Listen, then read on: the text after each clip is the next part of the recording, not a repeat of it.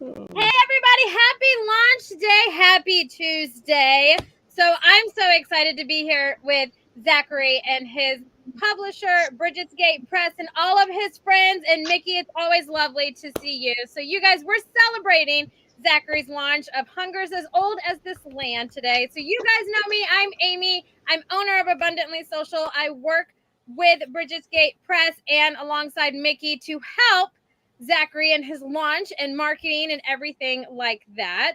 But I don't really want to do an introduction for me because tonight is all about you, Zachary. So I'm going to kick it to you and let us kind of know a little bit about you.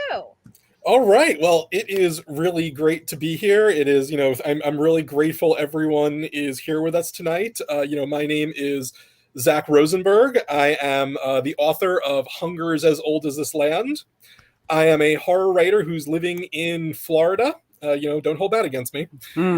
So, I've always loved reading. I would always concoct stories in my head, and for the last year, I've started putting words on pages and putting them out there. And how it started, and this is how it's going. So right now, Hunger's as Old as This Land is officially out in the world tomorrow. And next month, my second book, The Long Shalom, will be out from Off Limits Press, which is a Jewish pulp detective horror novel, which I am really excited to get out. Wonderful. And that's pretty much it. Besides the writing, I'm not very interesting. So everyone else. All right. Well, I'm Heather. This is Steve. We're the publishers, and we're not really very interesting at all, other than we're very boring old people. So. Right? Yeah. Hi, I'm Red. I am also a writer.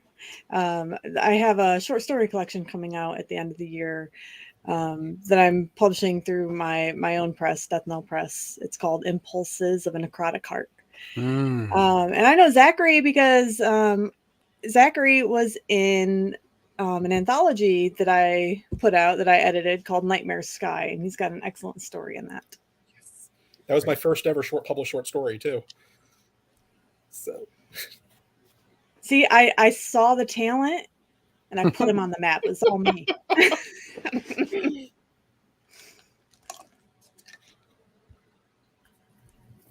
If we're going in order, I think I'm next. So I'm Ray Knowles. I am the author of The Stradivarius, which just came out, and also, thank you, editor-in-chief of Lady Mantis Books, which is an imprint of Brigids Press. That's the first time I've ever said that out loud, so that's really exciting. And also co-editing an anthology that has a call for submissions open right now through the end of May, called Scissor Sisters. And Zach and I live near each other. So this has been a really fun journey for both of us, sort of along this path together. And I'm so happy for you, Zach. Thank you, Ray. Ray's like my lunch and beverage buddy. So it's wonderful. Well, I am C.S. Humble. I am I'm a horror author of two different series, one through Dark Heart Books, which is called the Blackwell series. Thank you very much, Heather. Appreciate that. Thank you so much, Ray, for repping the brand.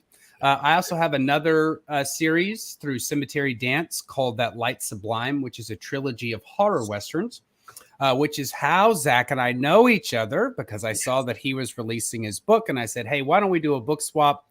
And so I got an opportunity to read his novel, and I'm very excited for you tonight. It's going to be a big night. You're never going to forget it, ever. Thank you. And I've got a review coming for Massacre at Yellow Hill, too. Thank you. Thank you. You're too kind. Truly. Of course. I guess I'm next, I think. So I'm I Jung. I write science fiction, fantasy, and horror. And then I just had Linghun come out last month. And perfect. And a very meta cyberpunk thing called I Am I coming out next month. Zach and I were actually part of a same writing group, and he is absolutely fabulous and always like the best cheerleaders. And we always exchange cat pictures and dog pictures through DMs, and it's great. But I'm so excited to be here. So excited for you, Zach. Thank you for being here. I is just one of the best people and greatest writers in the world today, truly. How do I follow that? So I'm not going to talk a lot about myself either. My name's Mickey. I'm the sole publicist for Brigids Press, among other authors that I work with. And I worked on Zach's book from a publicity standpoint. And obviously we use the same fashion designer because we're in the same room tonight. So I hope you got a better rate than I did, Zach, because maybe I overpaid. I'm just saying. But beyond that, thank you so much, Zach, for putting the book out and for the support that Brigids does, and just really, really, really thrilled to be here. So no, thank you for all the opportunities you've had going on there, Mickey. It's been really it's been great and never boring. Yeah, Amy Mickey's and hooked me up with some great spots. Yeah.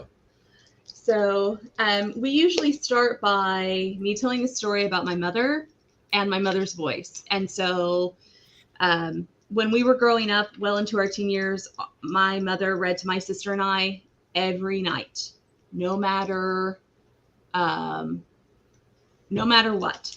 And so she'd read to us when she was sick. She'd read to us when she came home late from work. And we were horrible children and would beg for more chapters, even if she was losing her voice. And she was just one of those troopers that thought that reading and books were really important. So she would do all the voices. She would have all the movements. And so when we started publishing, when I get to a place where I want to green light something, it's when I start to hear her read the story out loud in my head. And so Zach's story is a little bit different because it started as a short story. And I'm going to try not to cry because Zach's story has intertwined itself with both of my grandmothers. And so it started as a short story and it grew into the book. And I'm going to read from the book. And here's what it is. Now this intrigued Cyril. He had judged them to be simple comrades in arms prior to this moment, good friends perhaps, but this... Cyril was a well-traveled man of no minor education. He did not much care who loved who, what color a human was, nor what they said in prayers. He'd kill everything that walked or crawled for country and private industry, but it all amounted to earning a few extra clinks to his coins. Cyril was a modern man for a modern time. All he cared about was what these ladies had just exposed their weakness. And so in the short story, that was towards the very beginning, and it was the setup for the story. And it started as a submission to one of our anthologies, Blood in the Soil, Terror in the Wind. Right.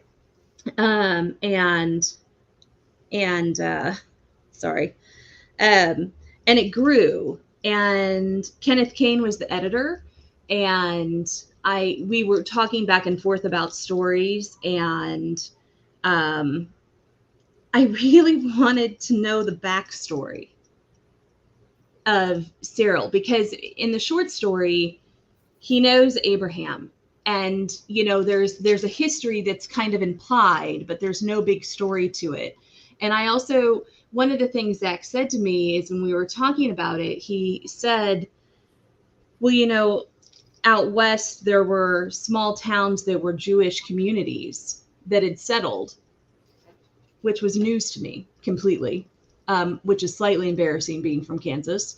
But I was like, wait a minute. So there's a whole much bigger story than just this. Like there's a whole story on the Jewish settlement of the West, and there's a whole story of Jewish horror. And then there's this other backstory between these two characters who kind of start off knowing each other, but we don't know the backstory. And so I said to Ken, I said, do you think this could be a bigger story, a longer story? And he said, oh yeah. And I said, okay, I'm going to ask Zach if he'll turn it into a novella or a novel. And Ken offered to edit it for us. And I was like, okay. And that's the story of how it was born. And look, there's Ken now. There's Ken. So it was a great experience for us. And Ken was the one who was the editor for the Blood in the Soil book. So he was a natural fit. Oh, Molly. So that's what sold us. That's what sold me on the book. But also, I'm a huge fan of. I don't want to get ahead of myself, but I think there's a resurgence of interest in Jewish horror, and I think it's kind of been a long time coming, and I don't think it's necessarily just limited to horror.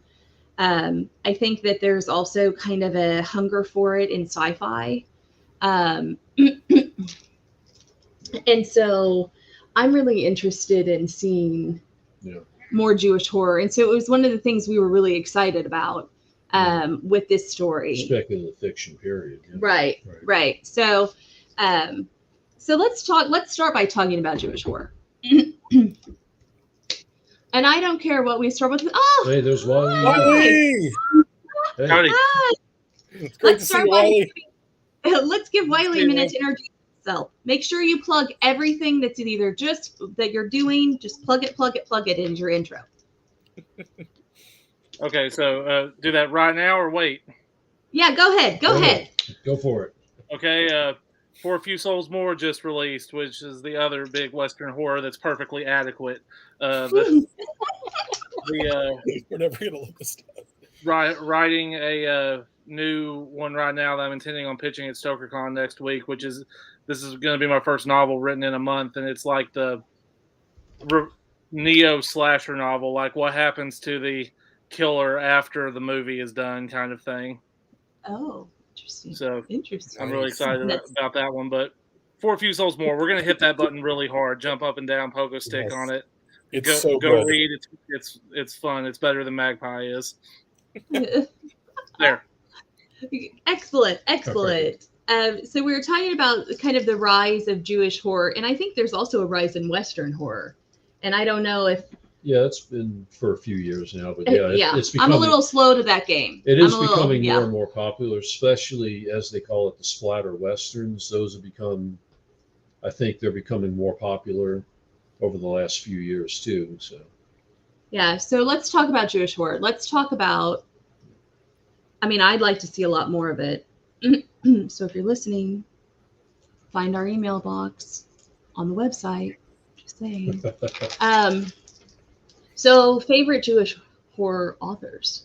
You want to do that? Or favorite Jewish horror stories? Ooh.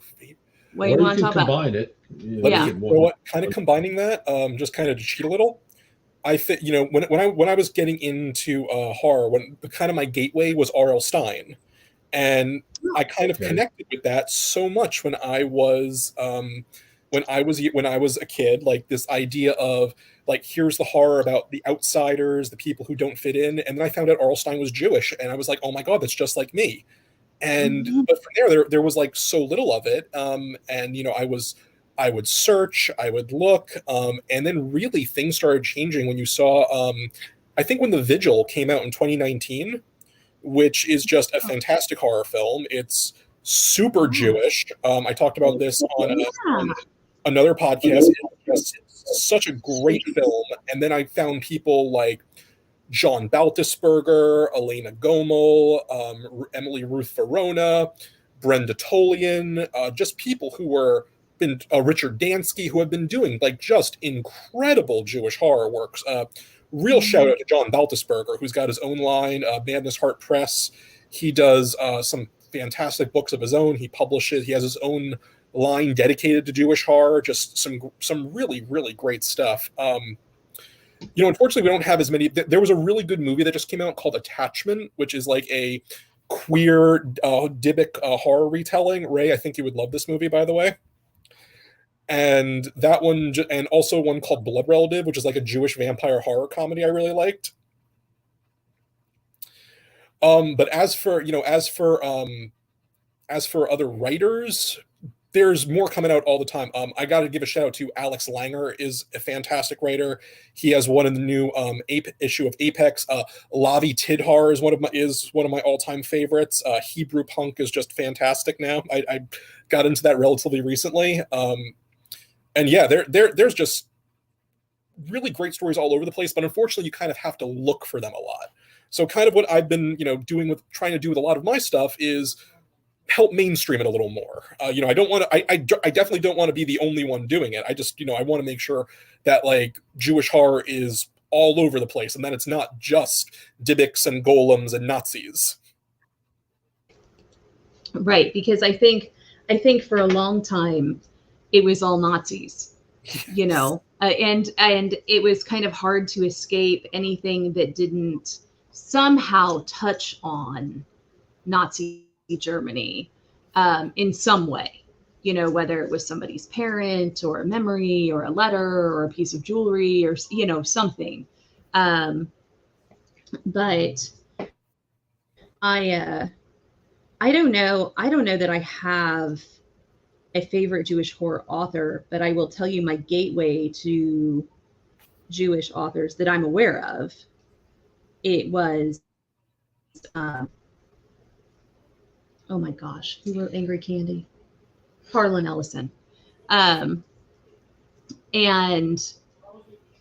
he was definitely, I mean, I guess you could say some of them were creepy as hell, some of his short stories. Yeah. Yes. I always thought of them more as science fiction than horror, but I think no he mouth, was, but I must scream. Yeah, I think he was a mash-upper artist, but Harlan Ellison, the first that I'm aware of, the first collection of his that I read was Angry Candy, and I think I may have actually read a short story in one of those anthologies they put together, like Asimov's anthology or something, at the best of at the end of a year.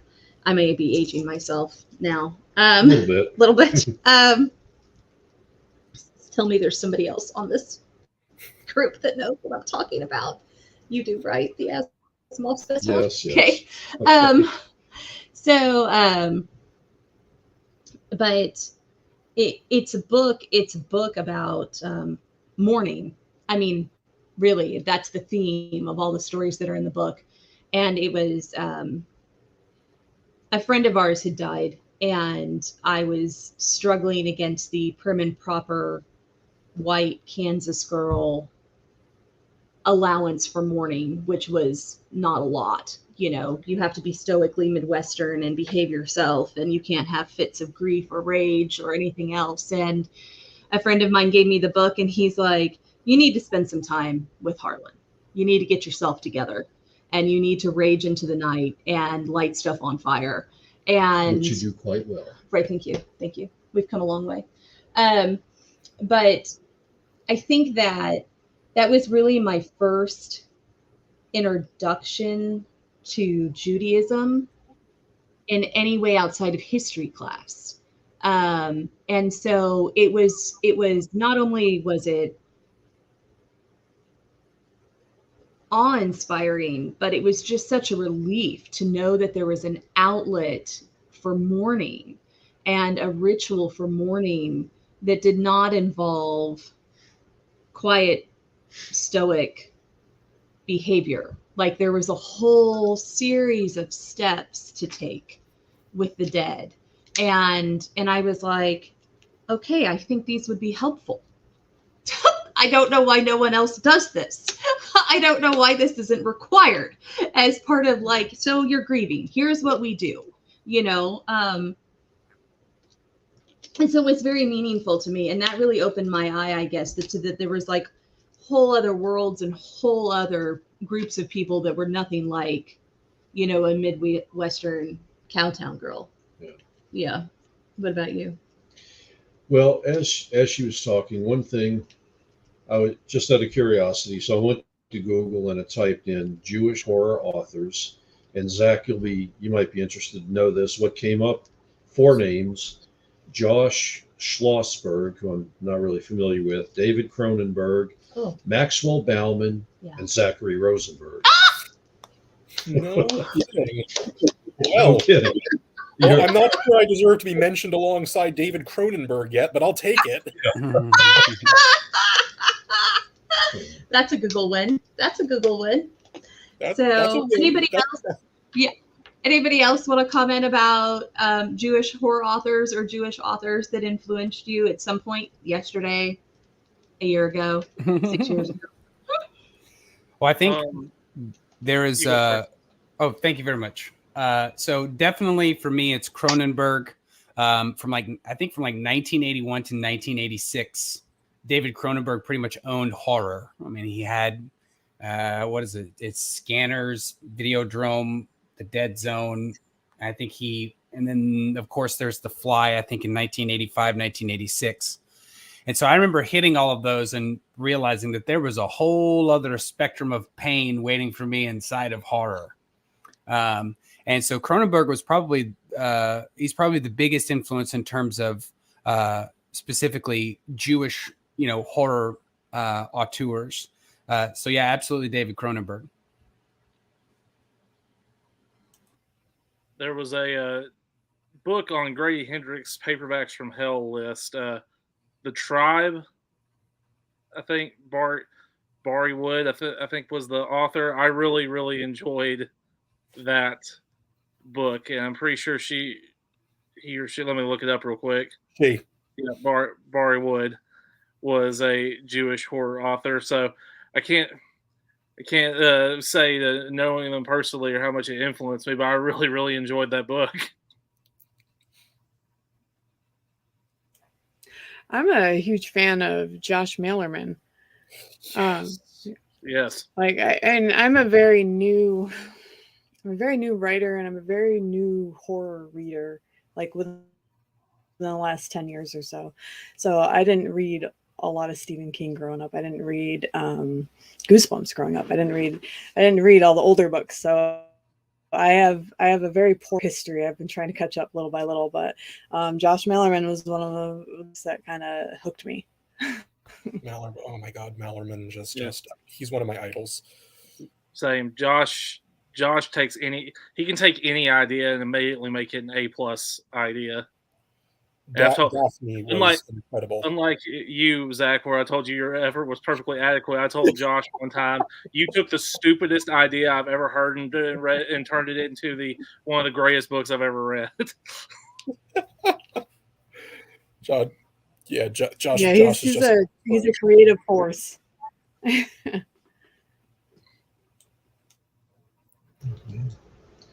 Yeah. Anybody else? I don't want to rush anybody. But I think we talk about Western horror next, because I'm new to Western horror. Yes. Yeah. Oh, I love. Yeah. Man, nobody here has any experience with that. Nothing to add. When Steve approached me about doing a Western horror anthology, I was like, no, thanks. Both sets of my grandparents love Westerns. Right. So I've seen a lot of them. Like, I can only describe it as the worst Sunday afternoon ever. After surviving the Sunday drive, you then got to go home, and the only thing they would play on the TV was whatever Western was on. Right.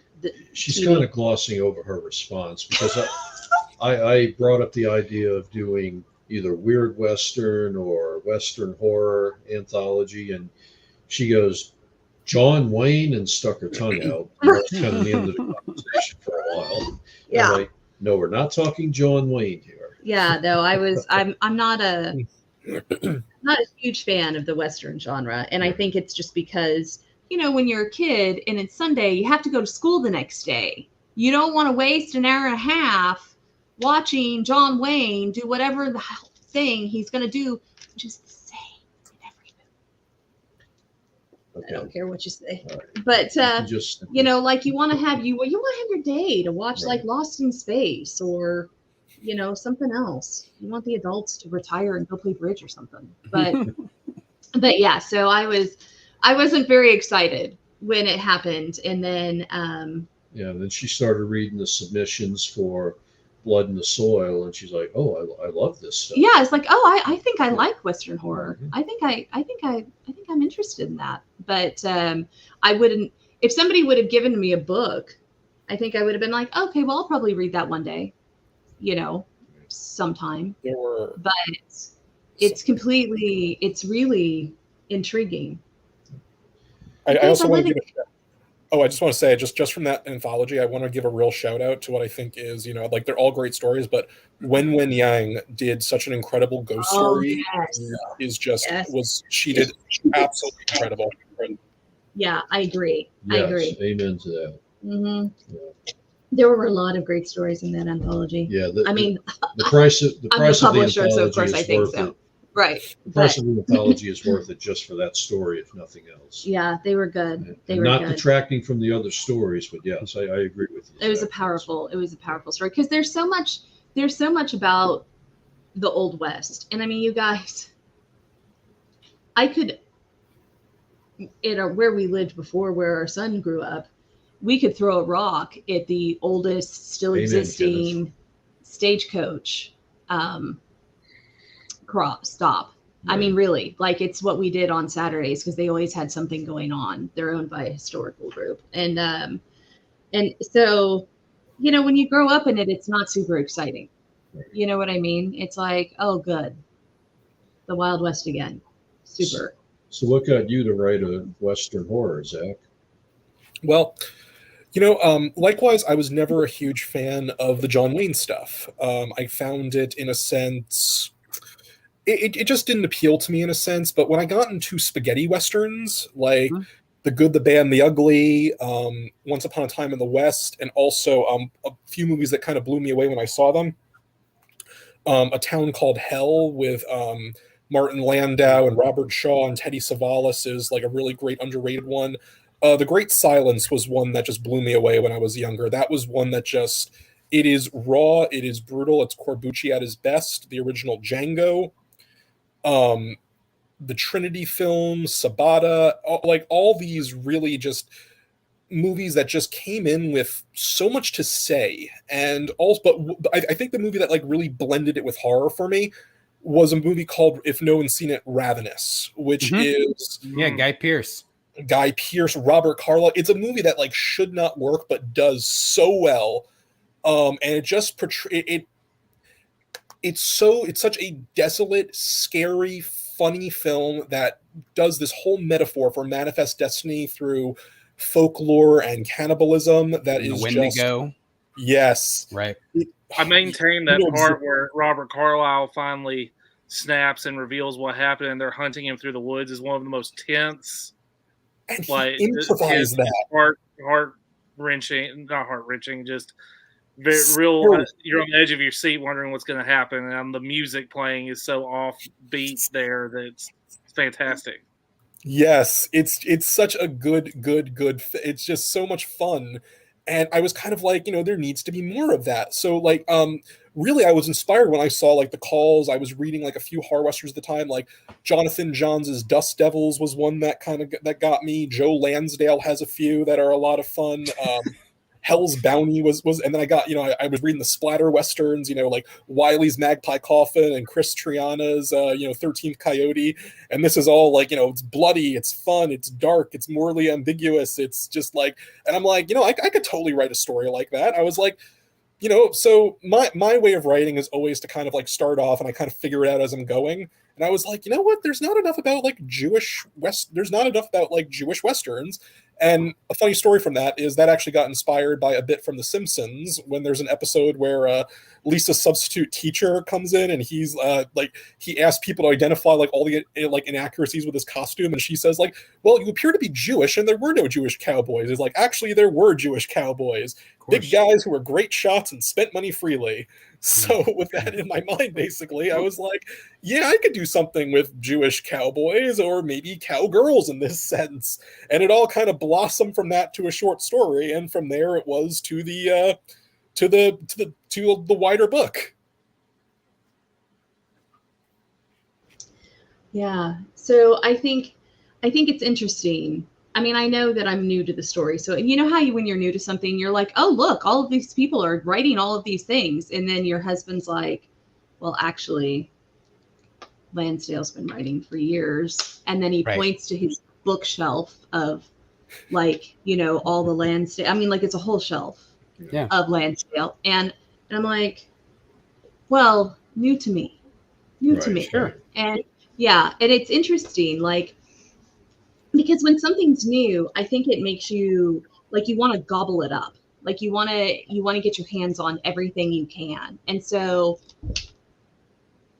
let's talk about that then. Wait.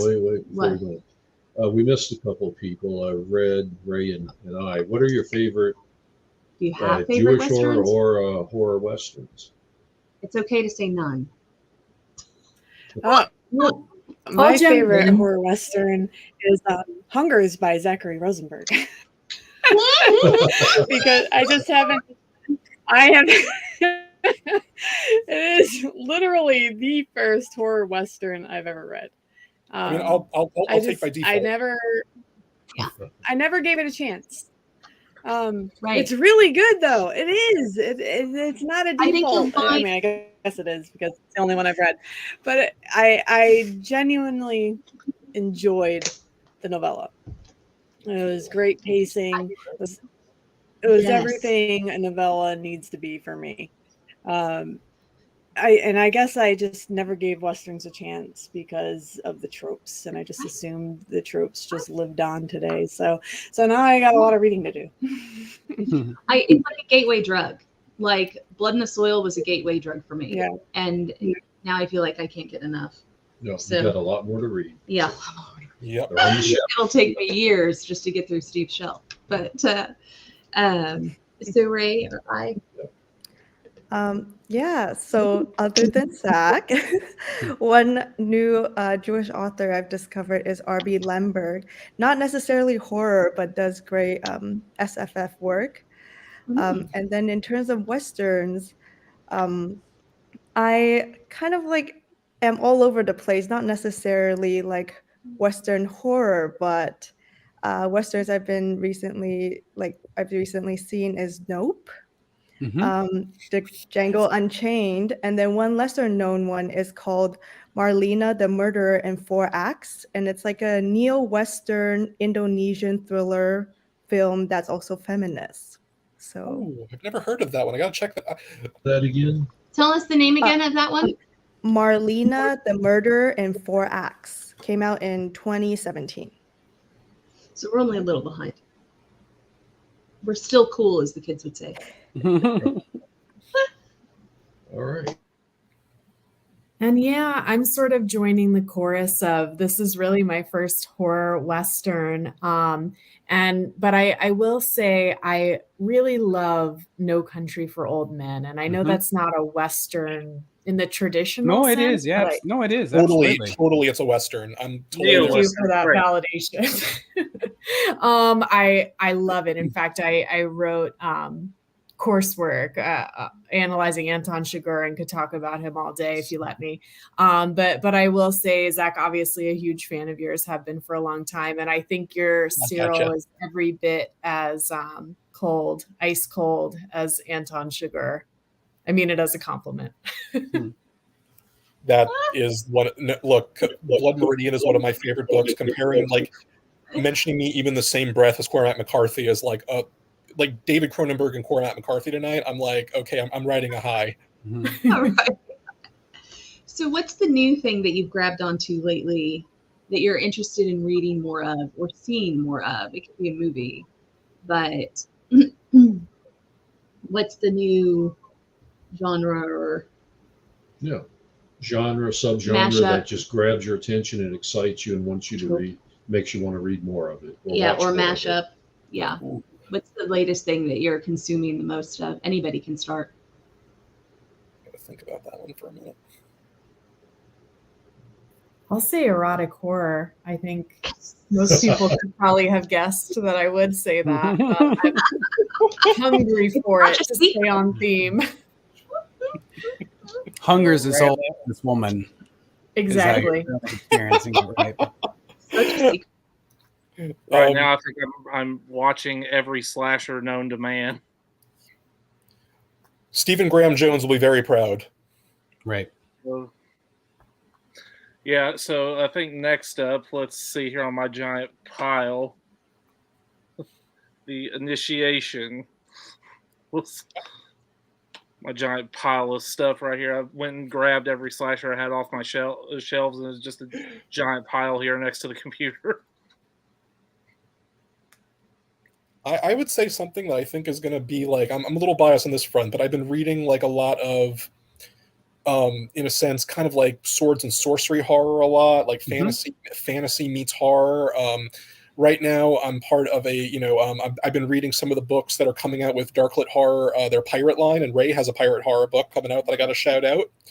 I think pirate horror is actually kind of like an untapped little well, and it's kind of like links to the sword and sorcery stuff. I have a Jewish pirate horror book coming out as well, so like that's actually it's a pretty niche genre that doesn't have too much out. Richard Dansky actually has a story out there about that's like Jewish pirate horror as well. That's fantastic. So that's something I've been getting into, but like I really like kind of the blend of fantasy and horror tropes. I think George R. R. Martin does that really, really well. Joe Abercrombie, the old Robert E. Howard stuff, where it's like, you just have kind of on one hand the the heroic sword and sorcery stuff, but there's like such terrifying aspects to the world, like ancient monsters that just like lurk just beyond the human imagination. Like there's a great story he did that I read again recently called Worms of the Earth. Where it's the best Lovecraft story ever, but written by Robert E. Howard. 100%. There's this great scene where he has to go into this lake to retrieve this like stone. And like, he's like, and basically the hero Bran is like, oh, there's nothing to these stories about monsters in the water. And he's swimming out of the water. And he feels something down below. And he just like looks down and there's this giant shape just like hovering there watching him, and he starts like he gets out of the water. He's like, I just have the feeling I just barely escaped something that that man is not meant to know with my life. It is just such this unsettling bit that's just so well done. And I think like a lot of good swords and sorcery has just great horror to it. Right, and that's the last time Bran McMorn ever went swimming inside of a cave. Two things. It's a brilliant story, by the way. Like anyone should check that one out. Yeah. Two things. One, Zach, you and I talked about the pirate horror thing at AuthorCon last year, where I rambled through a scotch that pirate horror is the next big thing. Let me tell you. Two, the sword and sorcery meets horror. Outland Entertainment's coming out with a sword and sorcery meets horror anthology, and my story, The Atoll of Sirash, is leading that one off, and it is a pirate horror story. Yes, go Wiley.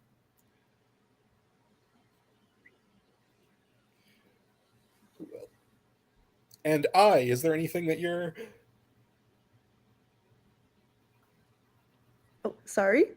I said, is there anything you're checking out? Anything that you're getting into? I am just trying to get into everything. I feel like I have a very like scattershot method of reading where I'm just like, ooh, this looks interesting. Ooh, that looks interesting. Let me just read all of it. And then I end up reading just a little bit of everything. But yeah.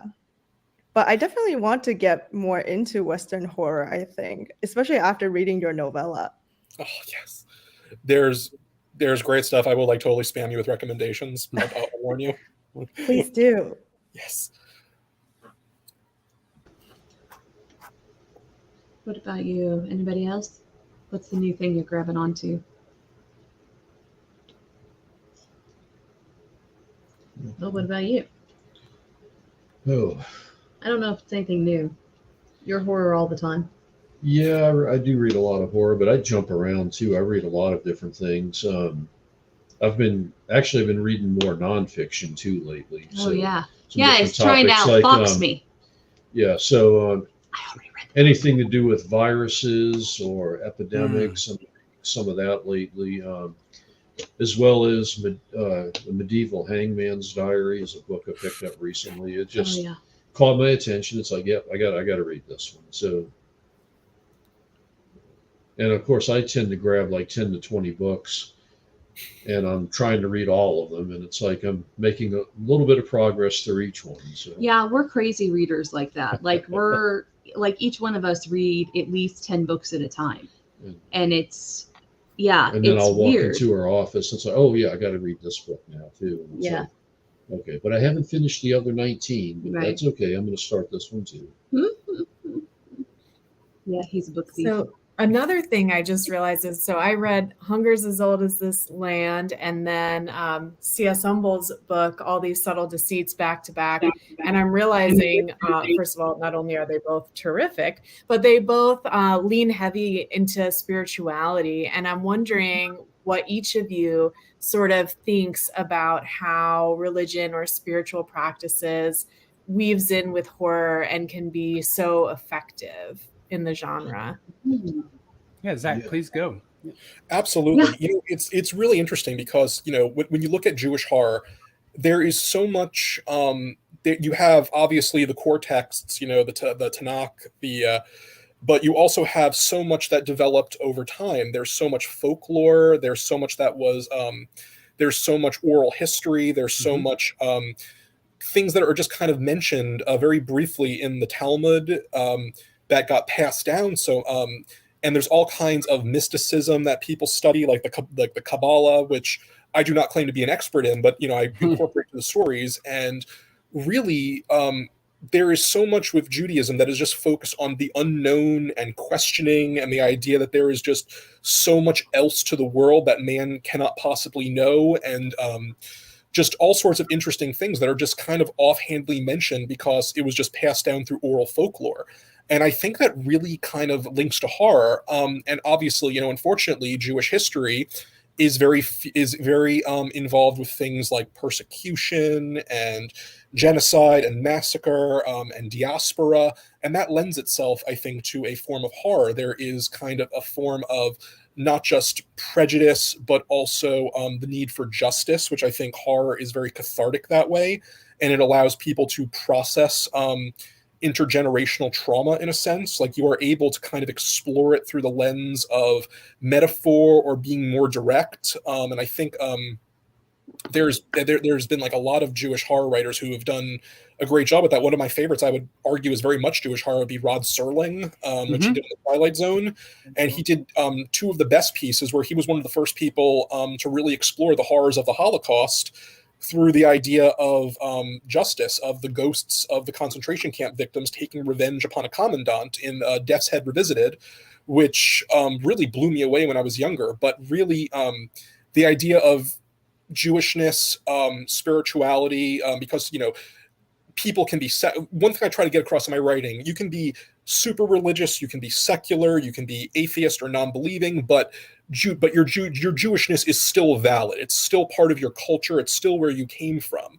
And that spirituality just, I think, lends itself so well, because not only is there that history, is there that core of perseverance that is so central to the Jewish identity, that is so interlinked with horror itself. But also, hey, there's just a bunch of cool monsters that you can draw from, stuff that is covered very little in folklore or very much in folklore, and you can take that and do new things with it and do interesting stuff with it, or just take something that isn't well known, like a Mazek or Rahab or like anything like that, and just put your own spin on it, do something interesting yourself, refine that to your own to your story. And that is also, I think, very valid and a lot of fun to do. That's great. That's a tremendous position. No, I love that. I think you hit the nail on the head when you talk about horror being a means to a catharsis and justice. I think there's also an element there of restitution that is, yes. And I want to put it a certain way, in that there is justice, and then it's almost like restitution is justice's parent. It's the higher level, because restitution means that there is not just punitive justice, but there's restorative justice. And you'll find those elements inside of any well thought out horror, or any horror novel that deals with spiritualism in any way. The Exorcist by Blatty does that a great deal, about, the mother wants restitution for her child. She wants restorative justice for her child, right? While Father Karras and Father Marin, they're both looking for, the justice aspect of being able to preserve the innocence of Reagan. And so when dealing with themes about spiritualism inside of horror, I think, Zach, you do a really good job of this in your book, is you're able to find the betweenness between those two, or you should find the betweenness of those two places to be able to present both the very devout aspects of the faith, but also introduce these other meaningful characters with agency who, while they do not share the elements of the spiritualism, they have the same amount of agency inside of your book. And that is, I will say, uncommon among a lot of authors who are because you come in and you say, this is a Jewish horror novel set in the Old West, and I'm specifically dealing with that. But you do not focus the lens so tightly that it turns it, the sunbeam turns it into a flame and the whole thing goes up, right? You're able to find that nuance in there. And especially with your character Cyril, who I had a great time hating the entire time that I was reading everything he had to say. And not to go on too long, but I did want to say this. So I think that one of the things that you do very, very well, and my friend Brad always puts it this way. He says, he says that anytime you're trying to hide something without just being explicit about it, you're just being a coward. You're not being subversive. And so one of the things that you say, it's from your book, you say you're talking about Cyril and how he wants money, right? This is the thing that drives him. You got your dark Han Solo, who I loved. And he said, that was America. When you didn't have, you wanted. When you had, you wanted more. And I think that you key in on a very important part of the American character during that time period, which is for the human heart of the American during, even now, it is still an element, but too much is never enough. And so I applaud you for that. I think you did a tremendous job of examining that. Well, thank you so much. Yeah, of course. So, yeah, when it comes to the question of spirituality and horror, I think it can be, first of all, very effective and powerful. And one of the first thing that popped into my mind was one of the first horror books I read way back, and it's Salem's Lot by Stephen King. And this is probably one of the most powerful scenes I can think of relating to spirituality and horror. But Father Callahan and his confrontation with, the vampire. I forget his name now. Kurt Barlow. Yeah. Yeah. And just the horror of what happens to him as the vampire turns his faith against him, right, and twists it. Yeah, and in Go doing ahead. so, he obliterates Father Callahan's faith in that moment. It is a complete turn to apostasy in the face of horror, and which is why it's so meaningful. Spoiler alert for those who read the Dark Tower series, when Father Callahan gets a chance to come back, and you're like, oh, you have a redemption arc. This is amazing. Right. Yeah. That, it's interesting. One thing I do want to mention too, so sorry if I'm taking up too much time there, is one thing that also inspired me to write, predominantly Jewish horror was, when I was reading people like Ira Levine, there was kind of an automatic assumption that the spiritual aspects they tangled was Christian still. Like Ira Levine has Rosemary's Baby, where Mia Farrow's character, she is violated by the devil to bear the Antichrist. And that's a very kind of Western Christianity type of horror, as opposed to a more Jewish aspect, which doesn't have the same concept of the devil and Satan and hell and the Antichrist. So I found that like a lot of Jewish horror writers were still writing demons like they were fallen angels in a sense. And that made me want to say, like, what would a Jewish horror cosmology look like? And that made me think of, I've like certain stories of like, what would Jewish demons be like? What would Jewish, I have one story coming out in C.H. Mueller's Chthonic Matter, which is like basically reimagines, Jewish angels as terrifying cosmic horrors. Yeah, because that's what they are in the text. There's a reason every time an angel shows up in the Old or New Testament and they say, hey, be not afraid. Right. Because I'm 6,000 eyeballs with 100 wings. Right. I definitely have a theory that someone dropped acid and saw a peacock with its and just lost their freaking mind. The peacock said, be not afraid.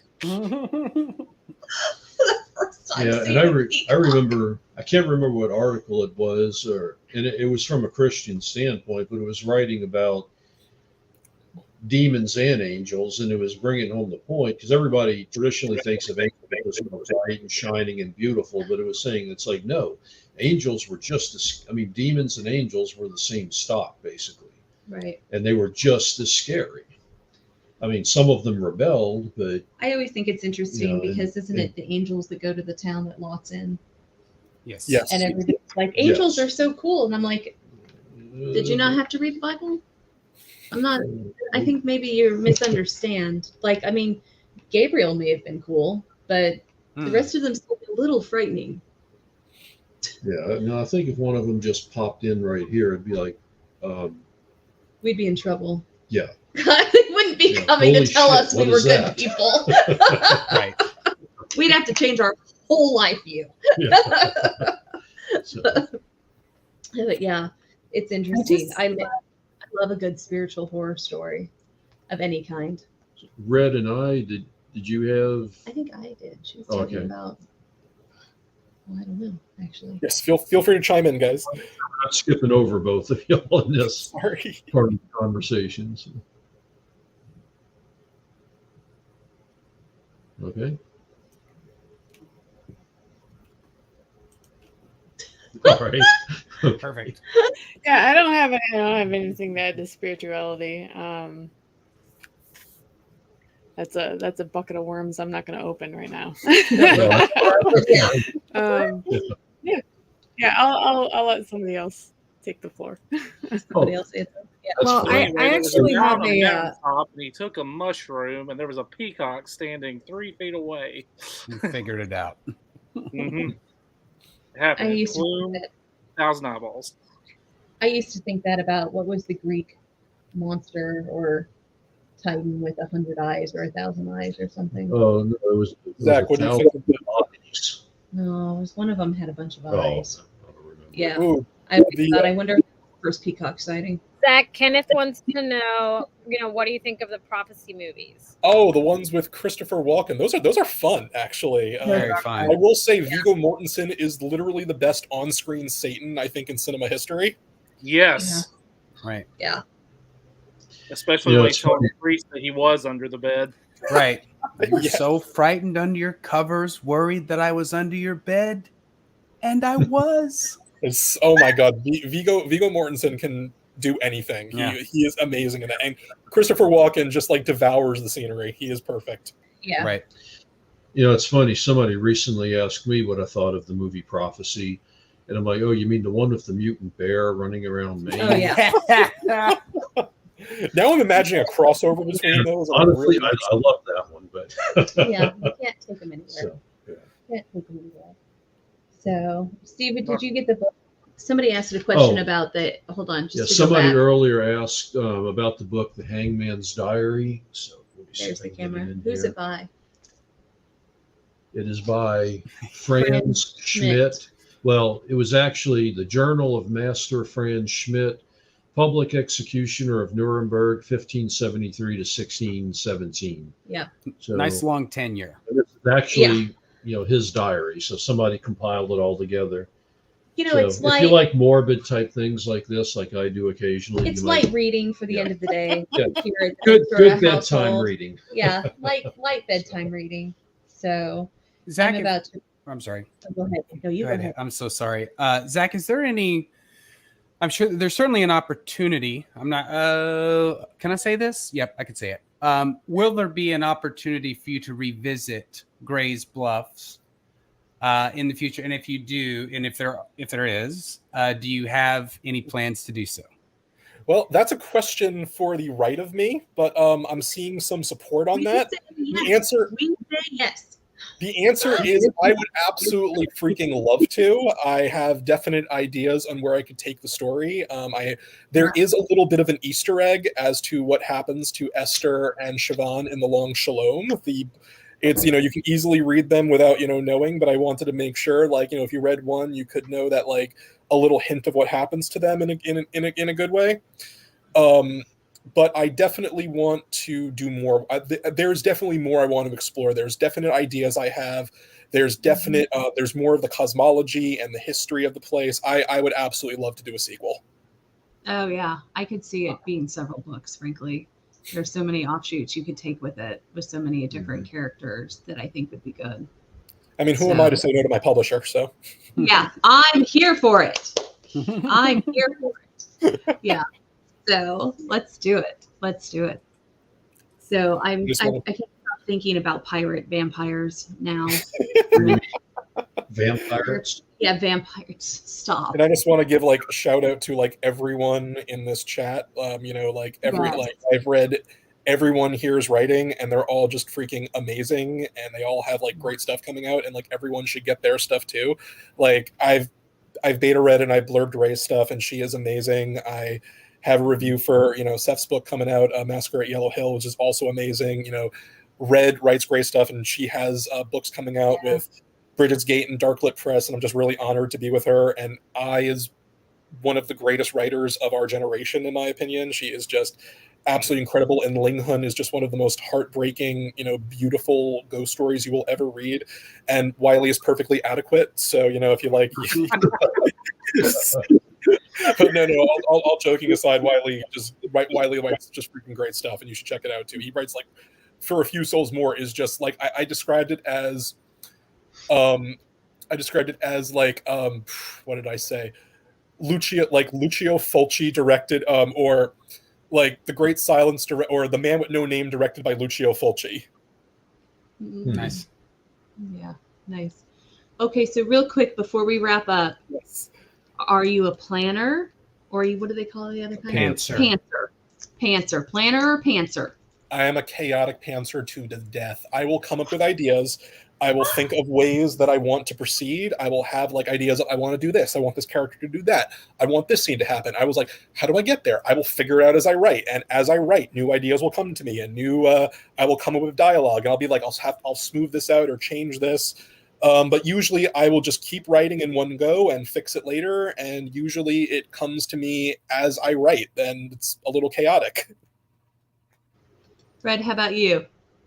Planner, pantser, both? I'm a planner. I'm a big old planner. However, I try not to plan so tightly anymore. I used to plan things too tightly, and then I'd write myself into this corner that I couldn't get out of because I'd write the whole book, and then there were major things I needed to fix. So I try to keep it loose. I do a loose plan, and then as I'm writing, I can sway from that plan a little bit. Ray, what about you? Do I know the answer? So, yeah, I am not a planner really or a plotter. And Seth, I heard you on Paper Cuts say a little bit about, you know, characters wanting to make their own choices. And I totally agree with that. And Zach, I think we have a similar method in that I kind of jump in. And when I personally try to plot things out, the characters fall flat. So I need to just let them do what they're going to do. And absolutely. That's how I get through.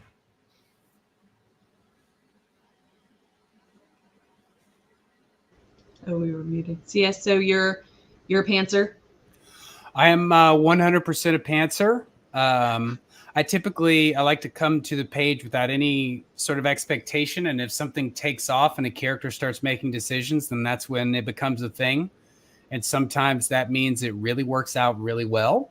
And then other times there's a whole trash bin of work that just didn't, you know, it just flames out and the characters don't take their agency. And so I put them back in, recycle them, see if we can find them, see how much they've grown over time, and then try to put them back into a story. What about you? I thought the cat was going to get sick. Sorry.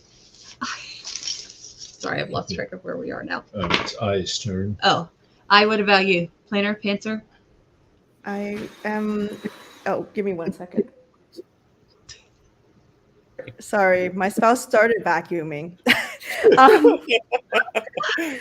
I would say I am a chaotic planter. I will dig a bunch of holes and then without looking start throwing in seeds. Some of them land, some of them don't, and that's usually how it goes. Excellent. I am a man standing on a cliff. And he's looking at another cliff. And that cliff says the scene that inspired this whole project and somehow I have to fill in the giant hole between the cliff where I am to get to that scene. Love it.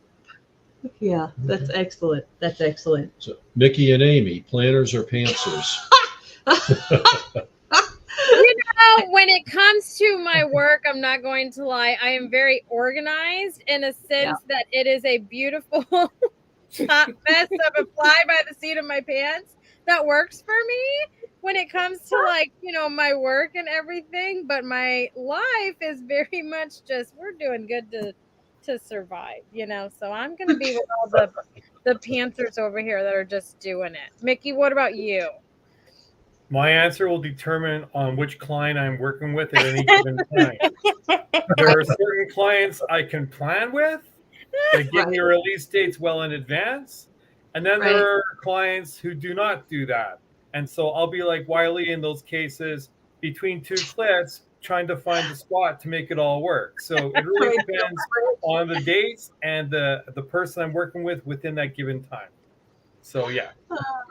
Yeah. So I just want to take a quick minute. If there's anybody who watches this at any point in time who's a writer, I'm going to tell you the biggest thing you can do is just cold contact, especially indie presses, and pitch your idea. And I will also tell you, it does not have to be the best pitch you have ever written. Just do it. Just do it. Yeah. Just submit.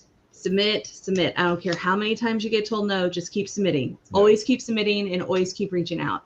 Because I got to tell you guys, this is how, I mean, I think we've done one open call and we've done a few pitch, what are those called? Pitching, Twitter pitch things. Yeah. I'm very pitch technical. Yeah. As you can tell, I'm the technical one of the duo with all the details.